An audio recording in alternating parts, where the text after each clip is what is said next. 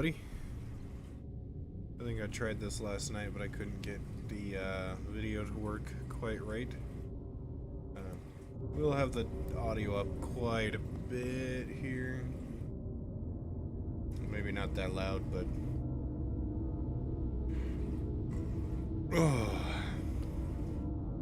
we want it up a little bit louder than me, just because... we'll drop that back down.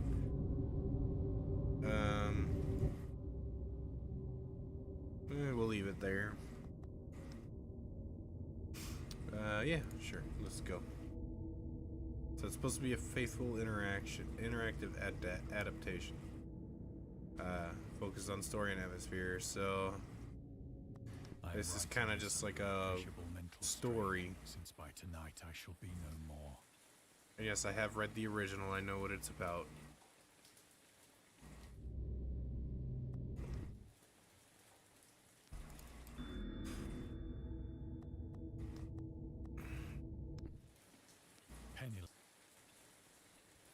Oops, that was my mistake. Do not think from my slavery to morphine that I am a weakling or a degenerate. When you have read these hastily scrawled pages, you may guess, though never fully realize, why it is that I must have forgetfulness or death. There's that. Talking about morphine in World War I. It was in one of the most open and least frequented parts of the broad Pacific that the packet of which I was supercargo fell a victim to the German sea raider. Let's see, there's another one here where he's talking about World War I and how H.P. Lovecraft was pretty into it.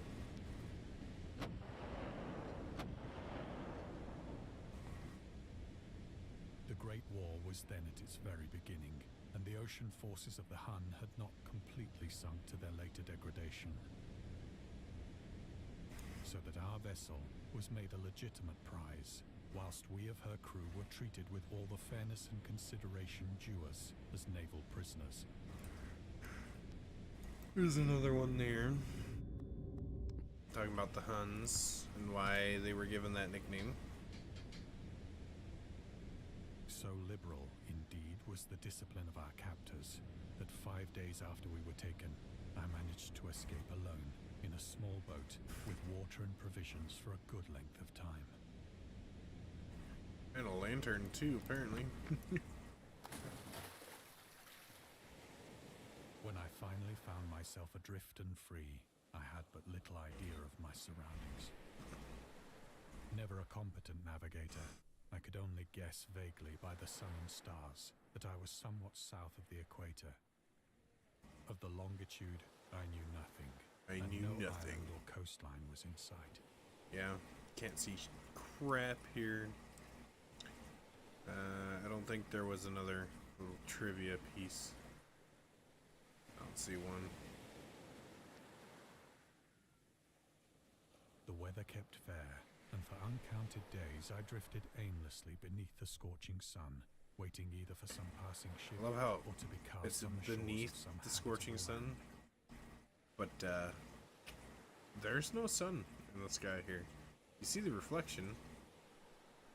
Yeah.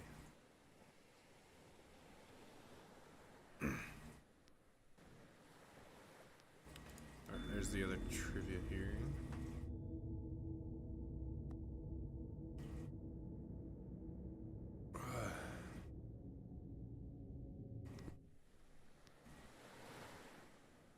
But neither ship nor land appeared, and I began to despair in my solitude upon the heaving vastness of unbroken blue.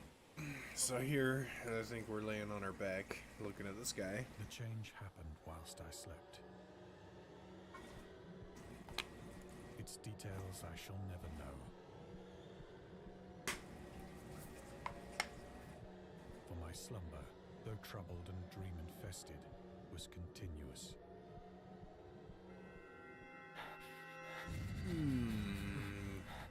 Creepy.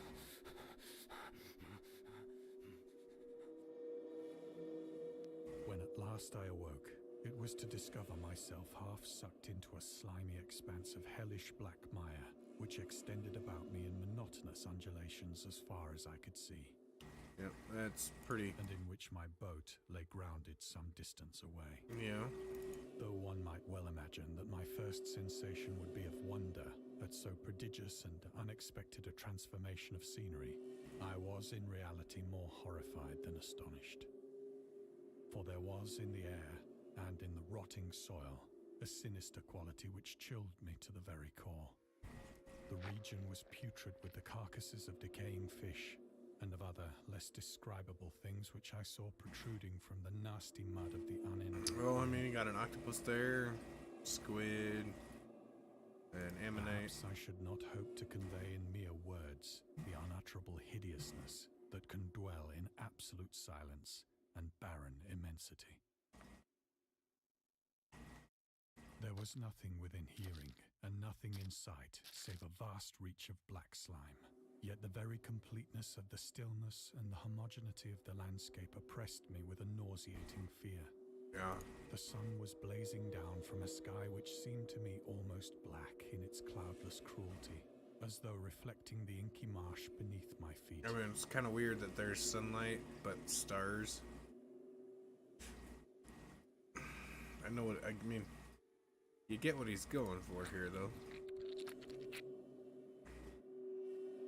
As I crawled into the stranded boat, I realized that only one theory could explain my position.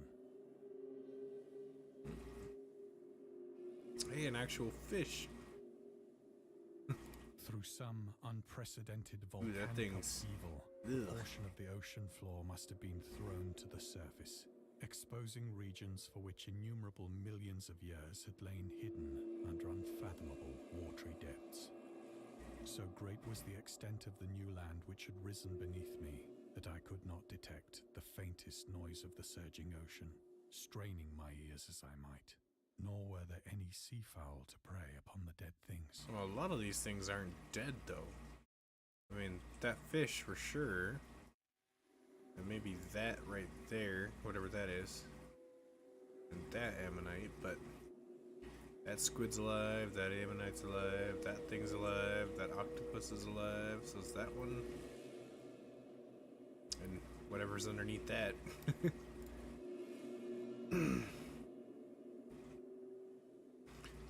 Any trivia? There it is. What's up for trivia? I mean, that's kind of weird trivia, but yeah. For several hours I sat thinking or brooding in the boat, which lay upon its side and afforded a slight shade as the sun moved across the heavens. As the day progressed, the ground lost some of its stickiness and seemed likely to dry sufficiently for traveling purposes in a short time. That's good. That night I slept but little, and the next day I made for myself a pack containing food and water, preparatory to an overland journey in search of the vanished sea and possible rescue. Ooh. Okay, so that's how I continue. Look at that moon, though. Even the sky looks really nice.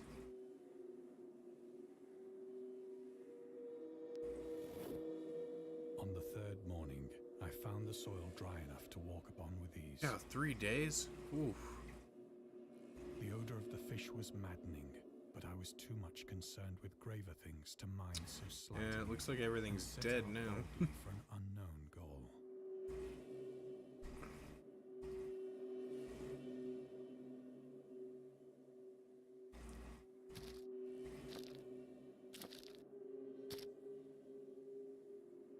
All day I forged steadily westward, guided by a faraway hummock which rose higher than any other elevation on the rolling desert.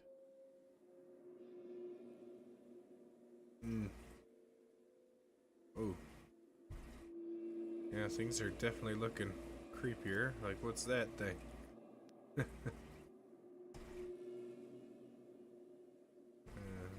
Yeah, that just doesn't look pleasant at all.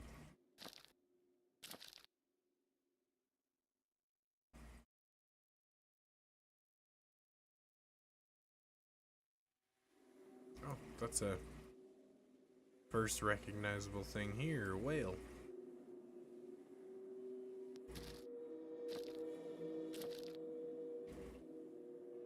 That night, I encamped, and on the following day still travelled toward the hummock, though that object seemed scarcely nearer than when I had first espied it. Well, if it's anything like I remember, we don't want to go there, but kinda don't have a choice.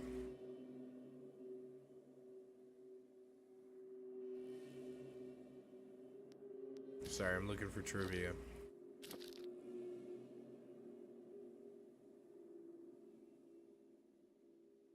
By the fourth evening, I attained the base of the mound, which turned out to be much higher than it had appeared from a distance. Yeah, I mean, that thing's huge. An intervening valley setting it out in sharp relief from the general surface. Too weary to ascend, I slept in the shadow of the hill. I know not why my dreams were so wild that night.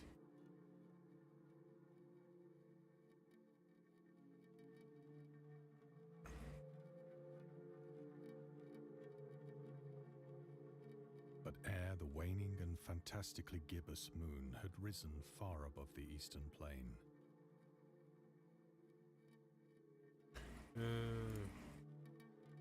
I was awake in a cold perspiration, determined to sleep no more. Such visions as I had experienced were too much for me to endure again, and in the glow of the moon I saw how unwise I had been to travel by day. Really? Without the glare of the parching sun, my journey would have cost me less energy. Oh, okay. So it's like a desert. Indeed, I now felt quite able to perform the ascent which had deterred me at sunset. Picking up my pack, I started for the crest. That's of the quite the eminence. pack. Yeah. Quite the pack there, dude. Any trivia here? Oh, yeah, right there.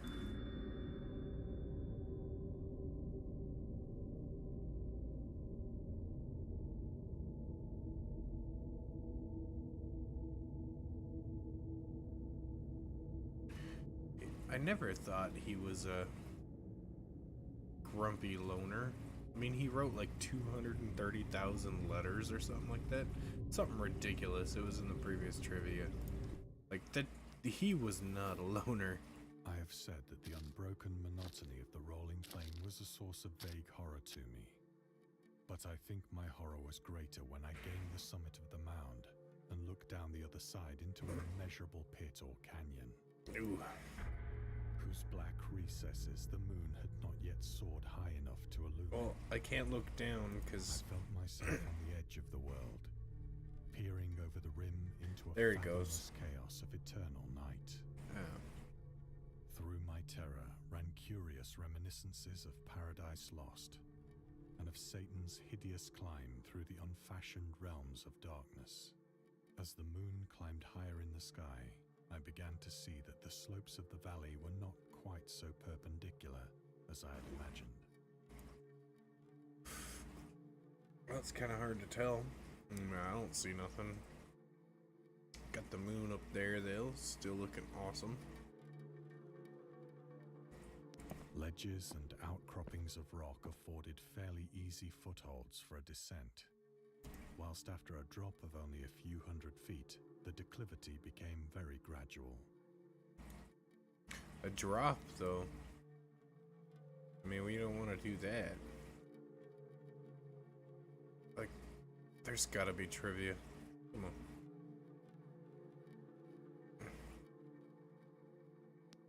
Nope, guessing it.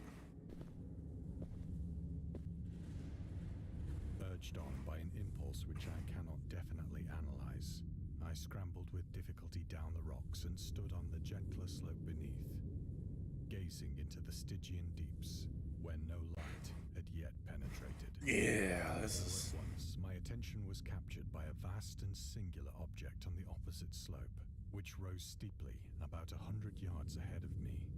An object that gleamed whitely in the newly bestowed rays of the ascending moon. Oh, I'm excited to see how this ends up. I've read this story a couple times, and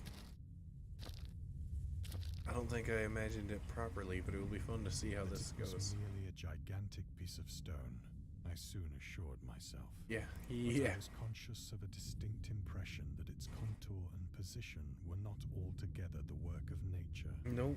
A closer scrutiny filled me with sensations I cannot express.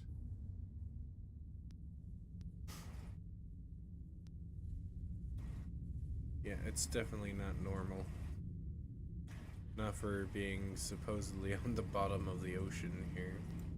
For despite its enormous magnitude and its position in an abyss which had yawned at the bottom of the sea since the world was young, Yeah. I perceived beyond a doubt that the strange object was a well-shaped monolith, whose massive bulk had known the workmanship and perhaps the worship of living and thinking creatures.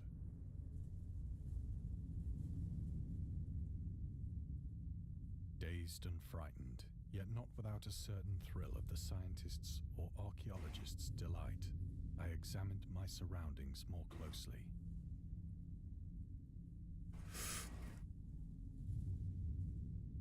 There's a lot of trivia to find on this, so I feel like I'm still way in the beginning. Even though this is like the, it's not the middle. It's not really the end either. Ooh, don't like that. Kinda having a lot of trouble finding trivia. Let's just enjoy the story for now. The moon, now near the zenith, shone weirdly and vividly above the towering steeps that hemmed in the chasm, and revealed the fact that a far-flung body of water flowed at the bottom, winding out of sight in both directions, and almost lapping my feet as I stood on the slope. Across the chasm, the wavelets washed the base of the Cyclopean monolith, on whose surface I could now trace both inscriptions and crude sculptures. I wouldn't really say that's the base. I mean, it is, but not how I thought of it.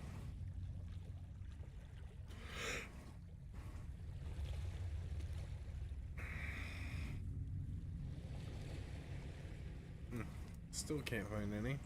The writing was in a system of hieroglyphics unknown to me and unlike anything I'd ever Oh, seen. it's Cthulhu right there. Consisting for the most part of conventionalized aquatic symbols such as fishes, eels, octopi, crustaceans, mollusks, whales, and the like.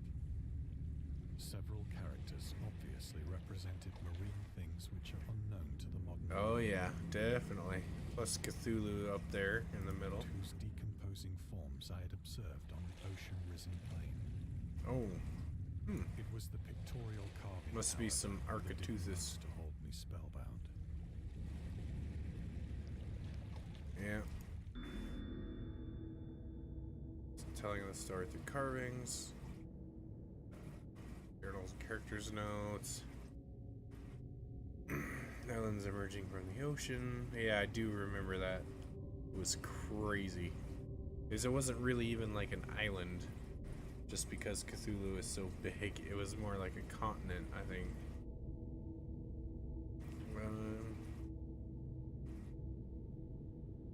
Let's skip the deal, not spoil the ending.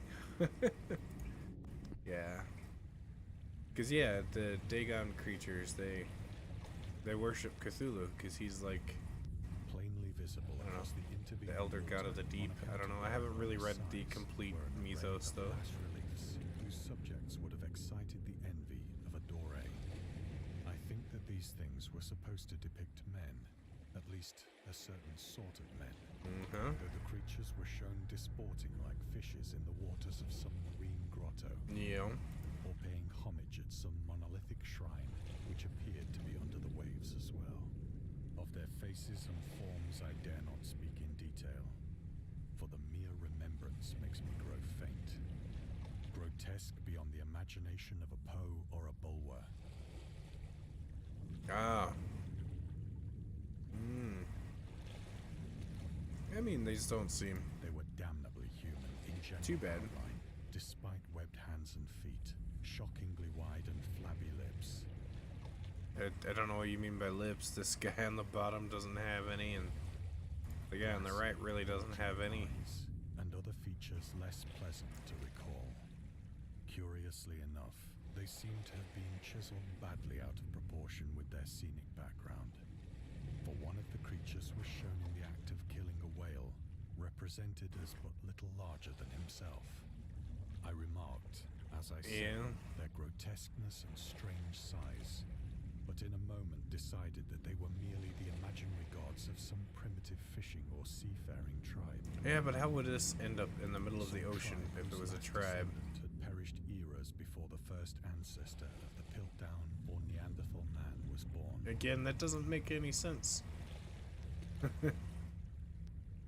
I mean, I know it's, 1920s, but... Unexpected glimpse into a past beyond the conception of the most daring anthropologist. I stood musing whilst the moon cast queer reflections on the silent channel before me. Then, suddenly, I saw it. Oh crap, oh crap. With only a slight churning to mark its rise to the surface, the thing slid into view above the dark waters. That's a little bit more than a slight churning. Things-like and loathsome, darted like a stupendous monster of nightmares to the monolith, about which it flung its gigantic scaly arms, while it bowed its hideous head and gave vent to certain measured sounds. It's not... I went mad then. That's not what I was expecting. Of my frantic ascent of the sloping cliff, and of my delirious journey back to the stranded boat, I remember little. Yeah, because I'm pretty sure I remember, like, he watched them for a while, and the big one showed up last, because there was a I little... sang a great deal, and laughed oddly when I was unable to sing. I don't think... I don't think that was all of it. I mean, I might have to read the story again, I'm just saying. I have indistinct recollections of a great storm sometime after I reached the boat. At any rate, I heard pearls of thunder and other tones which nature utters only in her wildest moods. Yeah, hey, there's all the rotting fishy stuff.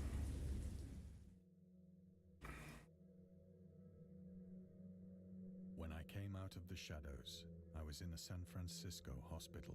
Oh, a hospital. Brought thither by the captain of the American ship which had picked up my boat in mid-ocean. In my delirium, I had said much, but found that my words had been given scant attention. Of any land upheaval in the Pacific, my rescuers knew nothing. Oh, yeah. Nor did I deem it necessary to insist upon a thing which I knew they could not believe. Yeah, no kidding. See, I swear there was a lot more to the whole Dagon people.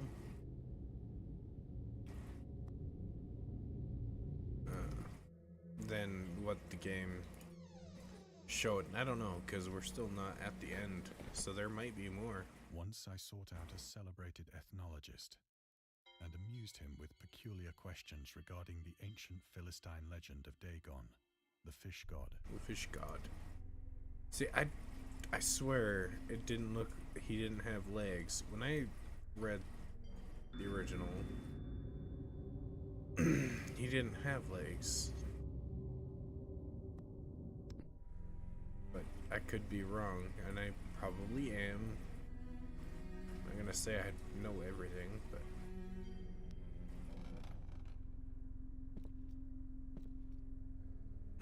But soon perceiving that Oh, it the was Necronomicon. unconventional, I did not press my inquiries. I have one of those.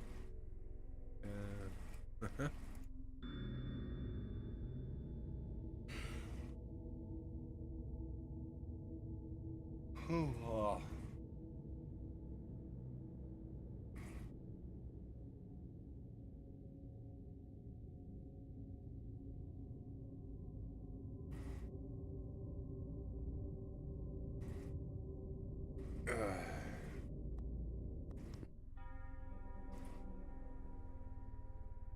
Oh wow, I have full 360-degree view here.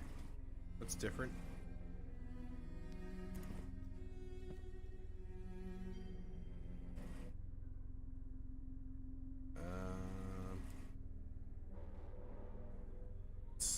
No story here. There's some trivia here too, though. These days, the word scientist is a widely accepted term, but the term at the time Dagon was published is subject to wide debate. After the author used it in the story, critics pointed out that the man of science is a more appropriate term to employ. He admitted in the defense of Dagon that if Dagon were to be reprinted, he would indeed use the phrase they suggested. Scientist is coined as an analog to artist to be used when referring to studying different branches of science. Yet in the 19th and early 20th century, scientific researchers in Great Britain and the United States were of the opinion that the man of science, resembling the term man of letters, was the only proper choice. Among other things, it was gender specific, indicating that science was an endeavor to be pursued by only one sex. The term scientist became more accepted only after World War II, and man of science started fading into obscurity as an old-fashioned synonym.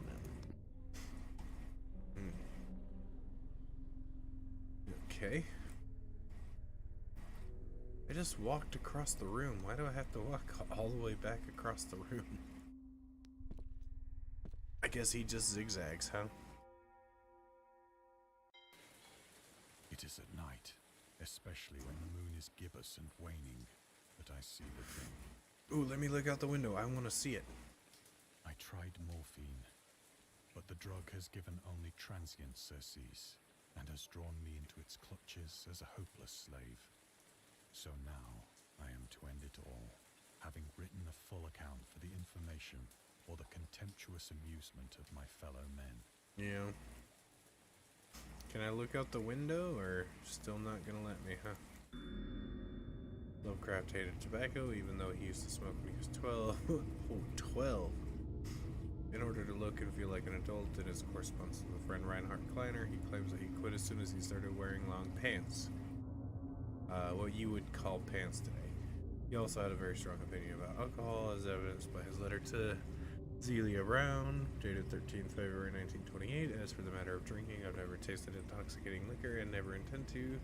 Having a strong aesthetic disgust at anything that which blunts or coarses the delicate natural equipoise of the evolved human intellect and imagination.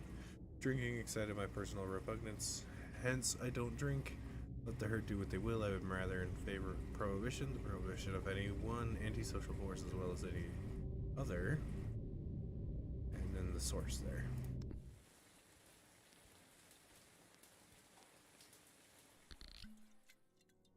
Often, I ask myself if it could not all have been a pure phantasm. Oh, yeah. A mere freak of fever, as I lay sun-stricken and raving in the open boat, after my escape from the German man-of-war. Yeah. This I ask myself, but ever does there come before me a hideously vivid vision in reply. I cannot think of the deep sea without shuddering at the nameless things that may at this very moment be crawling and floundering on its slimy bed, worshipping their ancient stone idols and carving their own detestable likenesses on submarine obelisks of water-soaked granite. I dream of a day when they may rise above the billows to drag down into their reeking talons the remnants of puny, war-exhausted mankind. Of a day when the land shall sink and the dark ocean shall ascend amidst universal pandemonium. Oh, that's crazy. Yeah.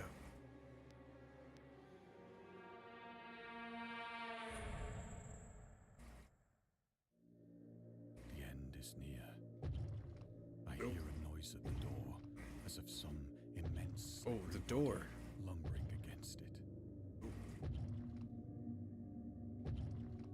Oh, there's got to be at least one more thing of trivia here.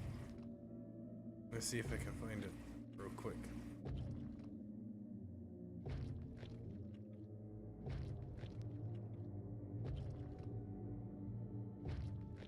No, there isn't. That's weird. Okay.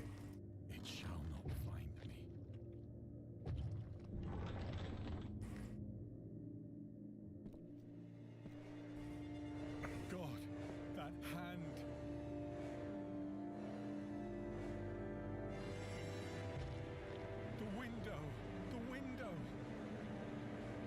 Yeah. Go.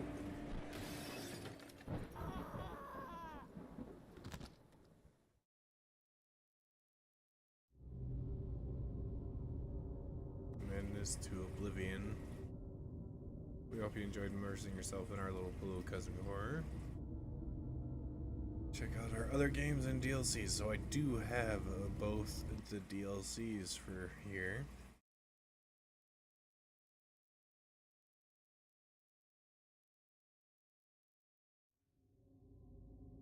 And yes, that was pretty good. I could swear that the whole thing with the Dagon and the obelisk lasted a lot longer, but I guess not. Eldritch box doesn't want to load for me, but this one will. It's a short, 5 to 10 minutes. Written by H.P. Lovecraft when he was 7. Original words and spellings are kept. I'll donate it to humanitarian aid. I haven't looked into them, but I did buy both DLCs. So let me go get another drink here real quick. And we'll go do Little Glass Bottle.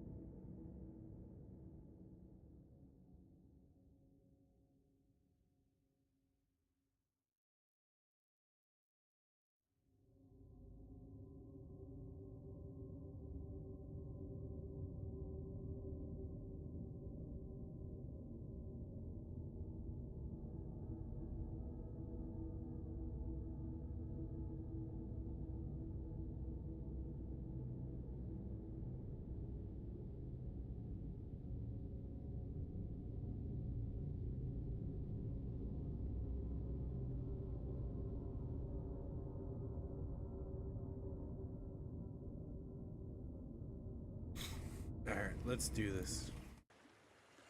Eve 2, there's something floating to the leeward. The leeward? Oh, there's actual other people The here. speaker was a short, stockily built man whose name was William Jones. He was the captain of a small catboat in which he and a party of men were sailing at the time the story opens. I do like that they have a kid to actually narrate this here.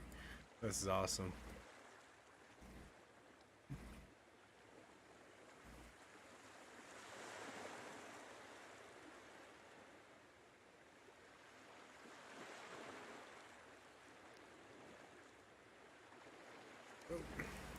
Aye, aye, sir, answered John Towers, and the boat was brought to a standstill. Oh. Captain Jones reached out his hand for the object, which he now discerned to be a glass bottle. Nothing but a rum flask that the men on the passing boat threw over, he said.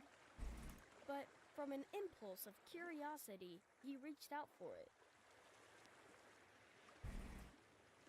Yeah, I'm It curious was a too. rum flask, and he was about to throw it away when he noticed a piece of paper in it. He pulled it out, and on it read the following. January 1st, 1864. I am I John am Jones. John Jones, who writes this letter. My ship is fast sinking with the treasure on board. I am where it is marked on the enclosed chart. The star. Yep. Captain Jones turned the sheet over, and the other side was a chart. On the edge were written these words. Dotted lines represent course we took. Towers, said Captain Jones excitedly. Read this. Towers did as he was directed. I think it would pay to go, said Captain Jones. Do you? Just as you say, replied Towers. We'll charter a schooner this very day, said the excited captain. Oh, I see what they mean by original spelling there. This is exited, not excited. All right, said Towers. I also don't know how we can schedule or whatever a schooner when we're already out to sea. Oh, hey, look, trivia. There's an interesting legend about one of the offshoots of the Lovecraft lineage, the Musgraves. They were in possession of a 14th century chalice, most likely of Syria or Egypt, called the Luck of Edenhall. Legend has it that the goblet belonged to some fairies who happily drank from it at the St. Cuthbert's well. When curious people suddenly appeared there, the fairies escaped, abandoning the goblet, and one of them shouted out a warning. If this cup should break or fall, farewell the Luck of Edenhall. Fortunately, the chalice survived and you can still admire it in the V&A Museum in London. This legend has been reappearing in pop culture over the years, ranging from an old German ballad through the name of a pop rock band to manga. Really? Musgraves, huh?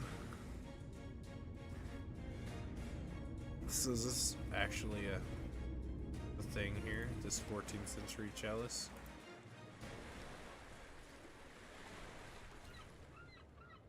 So they hired a boat.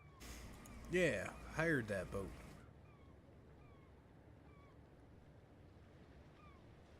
Just checking for more trivia here. So I know there is some. Oh, yeah. One of Lovecraft's favorite children's games is creating complex scenes using building blocks, models, tin soldiers, and clods of earth. With their help, he played out various historical scenarios. These events were sometimes short-lived. They represented a war, a plague, or simply a thrilling spectacle of travel, commerce, or some event that led nowhere, but sometimes they spanned long eons, reflecting changes in the appearance of the landscape or buildings. H.P. Lovecraft to Vernon Shea, November 8, 1933. It is especially interesting considering his later career. There was a kind of intoxication in being lord of the visible world, albeit a miniature one, interpreting the world's events. It was not his only childhood pastime. He enjoyed riding a bike. He received for his 10th birthday so much that years later he described himself from that period as a veritable bicycle centaur. That's awesome. And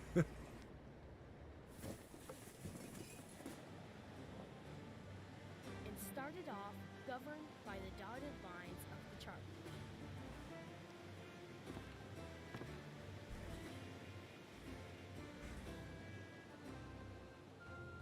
Oh, hey guys.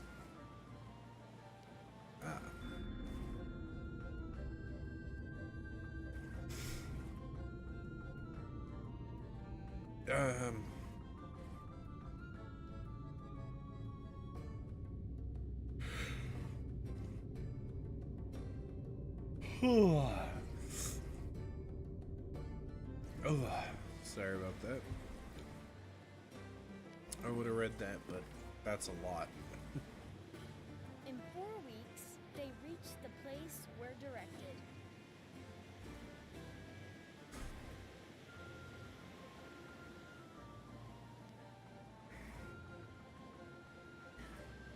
Oh, they're looking. Okay. I wasn't sure what was going on there. And the divers went down. Divers went down.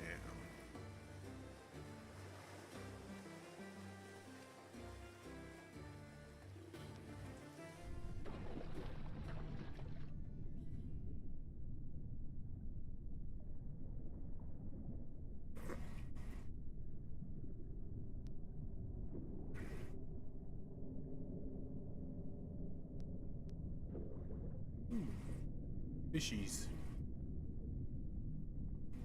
Fishy. Ooh. What's that?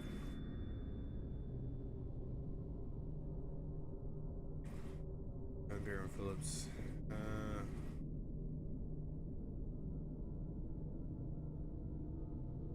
Huh.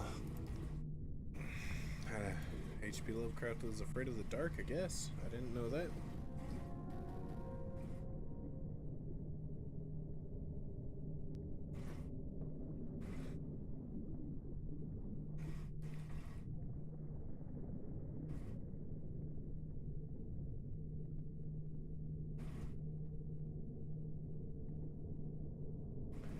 Ah, there we go.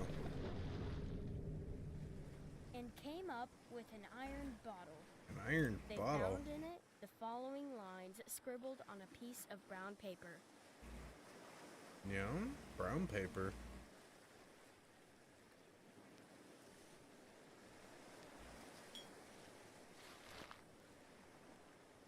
December 3rd, 1880. Dear Searcher, excuse me for the practical joke I have played on you.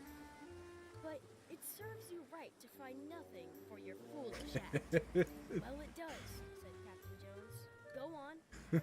However, I will defray your expenses to and from the place you found your bottle. I think it will be $250, so that amount you will find in an iron box. I know where you found the bottle because I put this bottle here. And the iron box. And then found a good place to put the second bottle.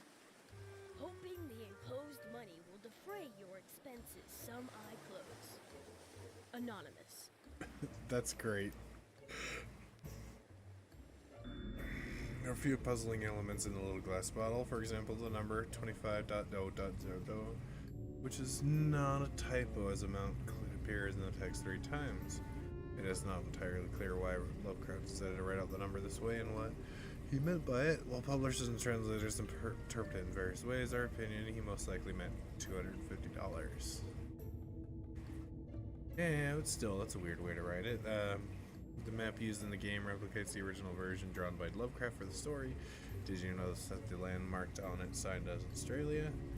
A simple typo, or maybe young Howard was already creating his own lands and unknown islands in his imagination. It is also puzzling that the dates in the letters appear in both bottles are almost 17 years apart. Really? I guess I didn't notice that. I'd like to kick his head off, said Captain Jones. Here, diver, go and get the $250. Okay. I mean, I'll try. At this point, I don't think there is $250. In a minute, the diver came up bearing an iron box. Yeah. Well, I know there's the iron box, but again, I don't believe that there's money in this. Inside it was found $250. No, there They actually was. defrayed their expenses, but I hardly think that they will ever go to a mysterious place as directed by a mysterious bottle. That's awesome. I hope you enjoyed this little... Yeah, that was actually really funny. mean, I could just, if you're a sailor, like, oh, we found this. Oh, there's treasure here. And it was just a joke the whole time made by some guy. Like, but I'll pay you for, falling for it. That's pretty hilarious. It says I have the Eldritch Box DLC, but I can't actually play it. It just shows the files for it, so I'll try to figure that out, and maybe I'll do that tomorrow. But yeah, so these are my trivias. I'm missing quite a bit actually, but yeah, I think I'm gonna call that good for now. Thank you for joining me. I probably see you tomorrow. And yeah, I hope you had fun. I enjoyed this little trip into the game. I like H.P. Lovecraft anyway, so this was nice to see things visualized. Yeah, I'll see you next time, and thanks for joining me.